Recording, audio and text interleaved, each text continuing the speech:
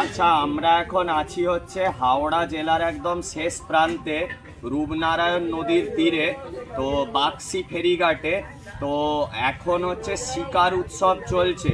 তো এই সময়ে আমাদের বিভিন্ন জেলা থেকে কিছু বন্যপ্রাণী শিকারীরা আমাদের এই হাওড়া জেলায় আসে এবং নির্বিচারে বন্যপ্রাণীদেরকে হত্যা করে নিয়ে চলে যায়, এবং এগুলো মূলত করে নিজেদের চিত্ত বিনোদনের জন্য, খাওয়ার জন্য।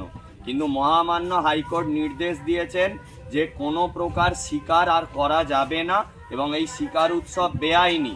তাই বন দপ্তরের সঙ্গে পশ্চিমবঙ্গ পুলিশ, রেলওয়ে আধিকারিক, হাওড়া জেলা পরিষদ, পঞ্চায়েতের সমস্ত আধিকারিকবৃন্দ এবং আমরা যারা স্বেচ্ছাসেবকরা আছি, তারা বিভিন্ন রেলপথ, সড়কপথ ও জলপথে আমরা নজরদারি করছি এই বন্যপ্রাণী শিকার রোধ করার জন্য।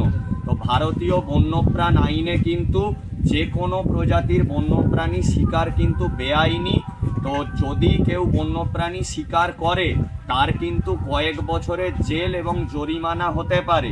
তাই পরিবেশকে সুস্থ রাখতে গেলে অহেতুক বন্যপ্রাণী হত্যা করবেন না, এবং যদি আপনারা এই কয়েকদিনে বা সারা বছরের যখনই নিজের এলাকায় কোনো শিকারি বা সাপুড়ে দেখতে পাবেন, তাহলে নিকটের থানা, নিকটের পরিবেশ সংগঠন বা বন দপ্তরে খবর দিন।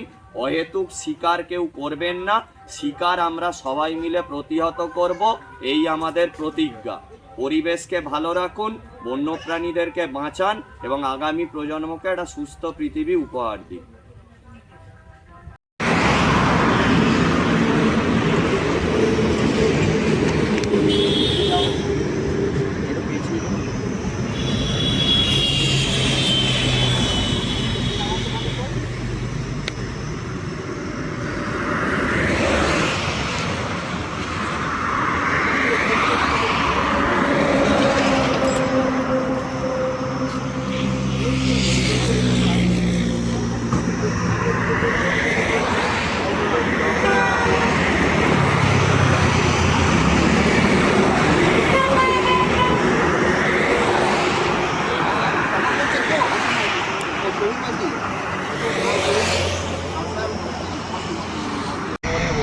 আমরা এই মুহূর্তে নাওপালা চেকপোস্টে আছি।